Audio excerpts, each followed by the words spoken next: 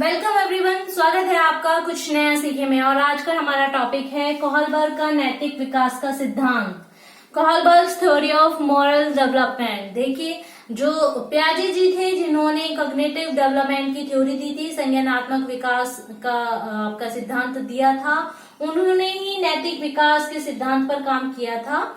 और लेकिन करते करते फिर वो संज्ञानात्मक विकास की तरफ बढ़ गए थे अपनी पढ़ाई में। तो फिर एक दिन क्या हुआ, कोहलबर्ग जी ने या उनका ये जो नैतिक विकास के सिद्धांत थे, उनकी जो पढ़ी हुई चीजें थी उनको रिकॉल किया, दोबारा से पढ़ा और दोबारा से पढ़कर उन्हें ये बहुत ही इंटरेस्टिंग लगा कि बच्चे का नैतिक विकास कैसे होता है, ये भी समझना बहुत जरूरी है। तो उन्होंने कोहलबर्ग जी ने 1958 में अपना ये नैतिक विकास का सिद्धांत दिया। जो भी उन्होंने पढ़ा उसके बेसिस पर उन्होंने कितनी अवस्थाओं में बांटा कि किस तरीके से बच्चे का नैतिक विकास होता है, ये सब चीजें कोहलबर्ग जी ने अपने सिद्धांत में लिखी। तो जब उन्होंने लिखी तो उनका ये सिद्धांत बन गया नैतिक विकास का सिद्धांत, थ्योरी ऑफ मॉरल डेवलपमेंट, जो कि उन्होंने 1958 में प्रतिपादित किया। तो जब से मैं बोले जा रही हूँ नैतिक विकास आप कहेंगे नैतिक विकास होता क्या है? What is moral development? Moral development होता है कि एक जो छोटा बच्चा है, छोटे बच्चे से ही हम उन्हें बोलना शुरू कर देते हैं, बच्चों आपको लड़ाई नहीं करनी है ना, और आपको जो है चीजें शेयर करनी है। उसके पेरेंट्स जो हैं उसके शुरू से ही ये चीजें बतानी शुरू कर देते हैं। क्यों बताते हैं हम ये चीजें, क्यों कहते हैं बच्चे को ऐसा? बच्चे ऐसा नहीं, दूसरों के साथ शेयर करना आना चाहिए आपको, उसकी कॉपी नहीं फाड़नी है, आपको उसे अच्छे से बोलना है, बड़े हैं ये लोग, आपको आदर सम्मान से बोलना है। क्यों बोलना है ऐसा इसलिए क्यों होता है? ये सब चीजें जो है कहीं ना कहीं पेरेंट्स के लेवल पर ही, यानी कि छोटे बच्चे के घर से ही शुरू हो जाती है। तो ये सब चीजें क्या है? ये एक्चुअल में चीजें हैं बच्चे के नैतिक विकास की, कि बच्चा जो है नैतिकता किस तरीके से सीखता है। तो नैतिक विकास को अगर हम डिफाइन करते हैं तो डिफाइन करते हैं कि बालक को समाज के द्वारा स्वीकृत, यानी कि जो समाज ने पहले से ही स्वीकार किया जाता है, समाज के अंदर हमारे जो आसपास का सारा समाज है, इन्वायरमेंट है, उसमें स्वीकृत और मान्य सामाजिक परंपराएं, जो भी सामाजिक परंपराएं समाज के द्वारा बनाई दी गई हैं, सामाजिक परंपराओं, प्रथाओं, कौन कौन सी प्रथा चलती है, रीति रिवाजों या नियम जो हैं समाज के द्वारा स्वीकृत और मान्य हैं, ऐसे नियम जो समाज के द्वारा मान्य है उससे अलग नहीं। यानी कि देखो, समाज के द्वारा मान्य क्या है? वही चीजें जो बच्चे के पॉइंट ऑफ व्यू से सही है या एक व्यक्ति के पॉइंट ऑफ व्यू से सही है, उन सभी नियमों, रीति रिवाजों को या सामाजिक प्रथाओं को, परंपराओं को बच्चे को हम किस तरीके से परिचित कराते हैं, बच्चे को कैसे हम बताते हैं, वही परिचित कराने की प्रक्रिया जो है उसे ही हम कहते हैं नैतिक विकास।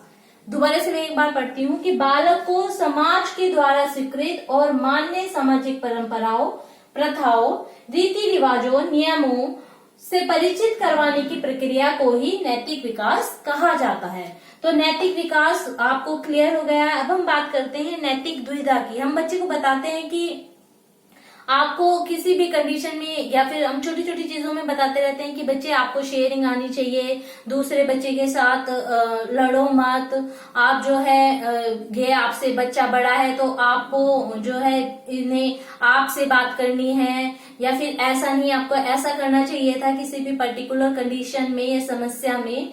तो नैतिक दुविधा किसे कहते हैं? किसी भी एक चाइल्ड के पास अगर नैतिक दुविधा आती है, नैतिक दुविधा यानी कि कोई भी परिस्थिति ऐसी आती है जिसमें आपके पास दो कंडीशन है, या तो आप ये सॉल्यूशन कर सकते हैं, पॉइंट नंबर 1 का सॉल्यूशन कर सकते हैं, या आप नंबर 2 का सॉल्यूशन कर सकते हैं। यानी कि आपके पास सॉल्यूशन भी है, लेकिन सॉल्यूशन ऐसे हैं जिसमें दोनों में ही आपको नुकसान होगा, और नुकसान तो जरूर होगा, लेकिन किसमें कम नुकसान होगा ये आपको डिसाइड करना है।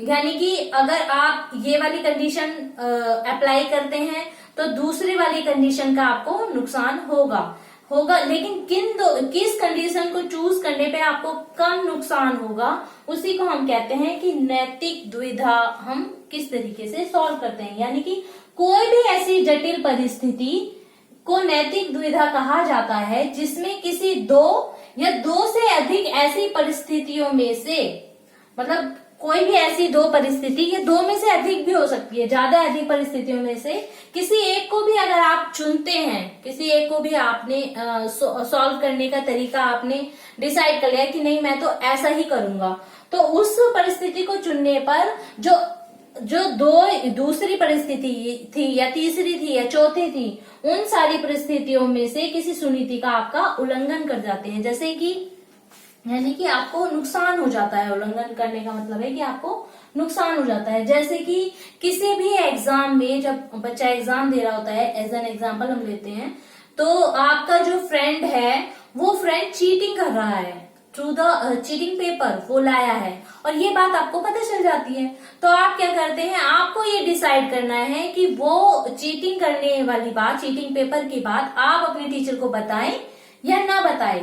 अब इस कंडीशन में क्या है, आपको दो चीजों का ध्यान रखना पड़ेगा। एक तो वो कि वो आपका फ्रेंड है, अगर आप टीचर को ये बताते हैं कि बच्चा जो है चीटिंग कर रहा है, ये पर्टिकुलर जो मेरा फ्रेंड है वो चीटिंग कर रहा है, तो आप उस फ्रेंड के बुरे बन जाते हैं। हो सकता है आपकी फ्रेंडशिप भी कैंसिल हो, मतलब खत्म हो जाए, है ना। और अगर आप नहीं बताते हैं तो वो बच्चा जिसे कुछ नहीं आता, जो चीटिंग कर रहा है, वो पास हो जाएगा और आपसे हो सकता है आपसे ज्यादा भी मार्क्स लाए। तो आपको यहाँ पर क्या नुकसान होता है, अगर आप नहीं बताते हैं तो यहाँ पर आपको नुकसान होता है कि आपके मार्क्स जो हैं या तो उसके जैसे ही आएंगे, जो बच्चा नहीं पढ़ा है और आपने पढ़ के मेहनत करके क्वेश्चन पेपर को सॉल्व किया है, आपके भी उतने ही मार्क्स आएंगे, या हो सकता है कम भी आए। तो इस कंडीशन में क्या है, अगर आप कोई भी एक सॉल्यूशन को चुनते हैं, अगर आप टीचर्स को बताते हैं तो आपकी फ्रेंडशिप खतरे में पड़ जाती है, और अगर आप नहीं बताते हैं तो आपका एजुकेशन जो है या आपका जो मोरल है वो खतरे में पड़ जाता है कि मैं भी पढ़ लिख के इतना आया था, मैंने एग्जाम इतने अच्छे से किया, याद किया, इतनी मेहनत करी, और उसके बावजूद भी जो है मेरे मार्क्स कम रह गए। तो ये क्या थी, एक ऐसी कंडीशन थी, जटिल परिस्थिति थी, जिसमें से आपने किसी दो परिस्थितियों में से एक को चुना। एक को तो चुनना ही आपको पड़ेगा, या तो बताओ या तो नहीं बताओ, एक को चुना। लेकिन अगर चुनने पर जो है दूसरी जो सुनीति है उसका आपने उल्लंघन कर दिया है, यानी कि आप जो दूसरी चीज नहीं करना चाहते थे वो भी हो जाती है, बाय मिस्टेक वो भी आप कर बैठते हैं, तो उसे ही हम कहते हैं नैतिक द्विधा। होपफुली आपको ये टर्म भी क्लियर हो गई होगी। नेक्स्ट है नैतिक तर्क। नैतिक तर्क क्या है, अब घर आके आप जो है अपने पेरेंट्स को ये बात बताते हैं कि अब जो एग्जाम पेपर में ऐसा हुआ, मेरा जो फ्रेंड था वो इस तरीके से चीटिंग कर रहा था, और मैंने जो भी आपने सॉल्यूशन किया, सपोज आपने टीचर को बता दिया, तो आपने अपने पेरेंट्स को बोला कि मैंने जो है टीचर को बता दिया। अब आपके पेरेंट्स कहेंगे कि आपने टीचर को क्यों बताया। सबके जो है तर्क अलग अलग होते हैं। आपके जो पापा हैं वो कहेंगे कि आपने टीचर को क्यों बताया, आपको अपनी फ्रेंडशिप को सरवाइव करना चाहिए था, फ्रेंड्स जो है फॉरएवर होते हैं। उन्होंने बहुत सारे तर्क दिए कि कोई बात नहीं बेटा, आप नेक्स्ट वाले पेपर पे, आप एग्जाम छूटने के बाद उससे कह देते कि अगर आपने नेक्स्ट पेपर पे भी ऐसे किया तो मैं टीचर को बता दूंगा, या फिर डिफरेंट टाइप के वो आपको तर्क देते हैं कि आपने जो भी किया वो गलत किया। फिर दूसरी तरफ आपने जो है अपनी मदर को ये बात बताई कि मैंने जो है आज ऐसा ऐसा किया, मैंने अपनी टीचर को बता दिया, तो आपकी मदर क्या कहती है कि आपने बहुत अच्छा किया। अच्छा क्यों किया, क्योंकि वही सारी चीजें कि अच्छा हुआ, एक तो इससे आपका जो फ्रेंड है वो पढ़ना शुरू करेगा, नेक्स्ट पेपर में भी पढ़ाई करके ही आएगा, और एक आपने जो मेहनत करी है वो भी आपको बेकार नहीं लगेगी। तीसरा, आप भी ये नहीं सोचोगे कि चीटिंग पेपर से जो है इजीली पेपर क्लियर हो जाएगा। तो ये जो डिफरेंट टाइप के तर्क या डिफरेंट टाइप की बातें जो उसकी माँ ने आपसे कही है, और दूसरी तरफ आपके पिताजी ने कही है, दो अपोजिट तरीके की बातें हैं, लेकिन वो बातें हैं किसी भी एक कंडीशन के ऊपर। तो ये जो बातें हैं जो माता और पिता ने करी है वो है नैतिक तर्क देना। मतलब उन्होंने जो एक किसी भी परिस्थिति में कोई भी शामिल प्रतिक्रिया अपनी दी है किसी भी एक कंडीशन के ऊपर, उसे हम कहते हैं नैतिक तर्क।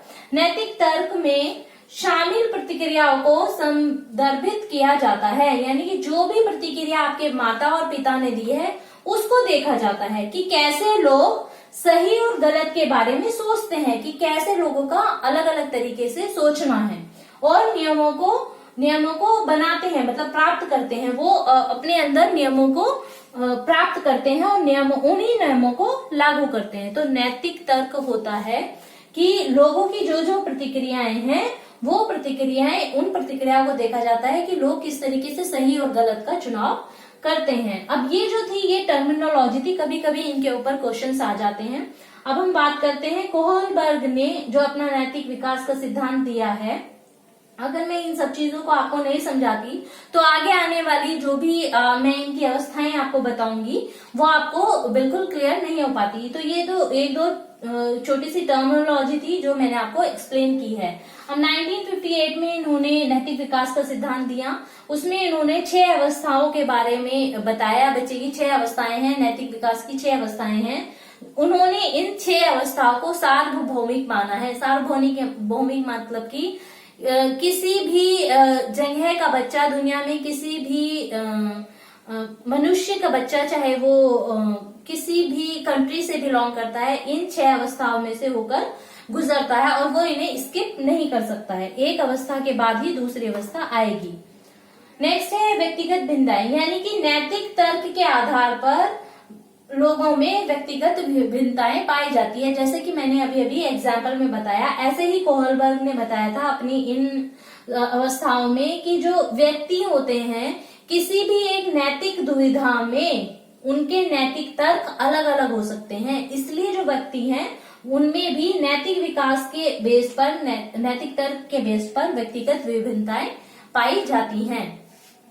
अब हम बात करते हैं कि कोहलबर्ग जी ने अपना सिद्धांत कितने स्तर पर दिया था, कितनी अवस्थाओं में उन्होंने नैतिक विकास को डिवाइड किया है। तो उन्होंने क्या किया था कि उन्होंने 3 स्तर पर अपने नैतिक विकास का सिद्धांत दिया था। कि उन्होंने बताया था कि जो व्यक्ति है उसका नैतिक विकास 3 स्तर में होता है और उन 3 स्तर में 6 अवस्थाओं में डिफरेंट स्टेजेस में व्यक्ति का विकास होता है। तो 3 अवस्थाओं में, यानी कि हर एक अवस्था में हर एक स्तर में 2 अवस्थाएं हैं। जैसे कि पहला स्तर है पूर्व परंपरागत स्तर, दूसरा है परंपरागत स्तर और तीसरा है उत्तर परंपरागत स्तर। पहला है पूर्व परंपरागत स्तर जिसमें 2 स्टेजेस आते हैं कि जो सबसे पहले है नैतिक विकास। पहला है आज्ञा व दंड की अवस्था। जैसे छोटा बच्चा होता है, जैसे वो धीरे धीरे बड़ा होता है तो वो क्या करता है, आज्ञा को मानेगा या फिर दंड के डर से ही वो नैतिकता को सीखेगा या नैतिक चीजें करेगा। तो सबसे पहली अवस्था व्यक्ति की होती है जब उसका नैतिक विकास होता है, आज्ञा व दंड की अवस्था। दूसरी होती है अहंकार की अवस्था, जब उसमें आज्ञा और दंड की अवस्था निकल जाती है, दूसरी अवस्था में वो थोड़ा सा बड़ा हो जाता है तो वो समझने लगता है कि ये जो दंड और जो आज्ञा है उससे वो थोड़ा सा ऊपर उठ जाता है और उसी अवस्था को हम कहते हैं अहंकार की अवस्था। उसमें अपने अंदर अहंकार आने लगता है कि हमारा मन होगा तो हम उस पर्टिकुलर चीज को मानेंगे, अगर नहीं मन होगा तो नहीं मानेंगे। दूसरा है सेकंड स्तर फिर आ जाता है परंपरागत स्तर, जिसमें 2 लेवल हैं, 2 स्टेजेस हैं। पहली स्टेज है प्रशंसा की अवस्था, स्टेज ऑफ एप्रिसिएशन। फिर बच्चा जो है धीरे धीरे जैसे जैसे बड़ा होता है उसमें नैतिक विकास डेवलप होते हैं, वो आसपास की चीजों को देखता है, समझता है और उसके बाद वो जो है चाहने लगता है कि जो लोग हैं उसकी प्रशंसा करे। प्रशंसा के लिए वो नैतिक चीजें करना शुरू कर देता है। तो वो स्टेजेस होती है प्रशंसा की अवस्था। उससे आगे जब हम बढ़ते हैं, जब व्यक्ति थोड़ा और बड़ा होता है तो उससे प्रशंसा की अवस्था बदल जाती है सामाजिक व्यवस्था के प्रति सम्मान की अवस्था। देखिए, जब बच्चा जो छोटा होता है 8, 9, 10 साल का होता है तो इस स्टेजेस का बच्चा क्या है, आपके लिए घर में पानी लाएगा। मेहमान अगर कोई आते हैं तो जैसे ही पेरेंट्स कह देते हैं कि बच्चे चलो ये करो, नमस्ते करो, ये करो, तो वो इसलिए करता है कि उसे ये लगता है कि जो गेस्ट है, वो आने वाला गेस्ट है, वो हमारी प्रशंसा करे कि हाँ भाई बहुत अच्छा बच्चा है, तुम्हारा तो बच्चा बहुत अच्छा है, तुम्हारा तो बच्चा बहुत आराम से बैठा है। तो वो लेवल क्या है, वो प्रशंसा की अवस्था है। प्रशंसा चाहते हैं उस लेवल के बच्चे। नेक्स्ट है कि सामाजिक व्यवस्था के प्रति सम्मान की अवस्था। जब वो इस अवस्था से थोड़े से और बड़े हो जाते हैं तो उन्हें समझ में आने लगता है कि अगर हम सम्मान की अवस्था अपने लिए कुछ चाहते हैं तो सामाजिक जितनी भी समाज में चीजें हैं, सामाजिक व्यवस्था बनाई हुई है, उनका हमें सम्मान करना होगा। तभी हमारे अंदर मतलब धीरे धीरे जो है बच्चे के अंदर नैतिक विकास होता है। नेक्स्ट है थर्ड, थर्ड स्तर आता है उत्तर परंपरागत स्तर, पोस्ट कन्वेंशनल लेवल जिसे इंग्लिश में बोलते हैं।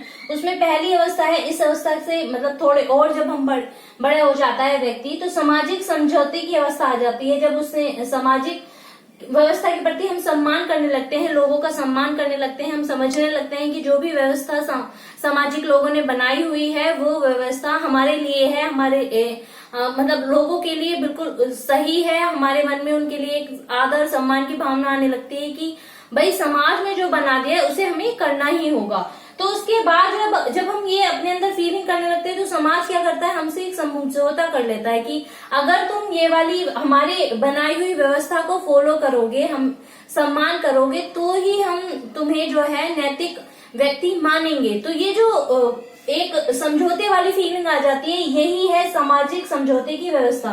जैसे जब बहुत से बच्चे बड़े हो जाते हैं तो फिर लड़कियों को जो है आगे की पढ़ाई करने से रोक दिया जाता है ना, कॉमनली होता है ऐसा भी, तो रोक दिया जाता है। तो इसमें लड़कियां भी क्या सोचती थी पहले कि भाई जब कोई भी नहीं जा रहा है तो हमें भी नहीं जाना होगा। जब लड़कियों के लिए पढ़ाई उचित नहीं है, समाज ने ये बना दिया है कि उचित नहीं है, तो वो भी यही सोचने लगती थी कि हमारे लिए पढ़ाई नहीं बनी है, मतलब हम उच्च स्तर की पढ़ाई नहीं पढ़ सकते हैं, जो बॉयज हैं वही ये पढ़ाई पढ़ सकते हैं। तो ये क्या है, हम जो है एक सम्मान पाने के लिए कि हमारे आसपास के लोग जो हैं हमें नैतिक विकास की तरह हमें देखे कि हमें जो है नैतिकता है या नहीं है।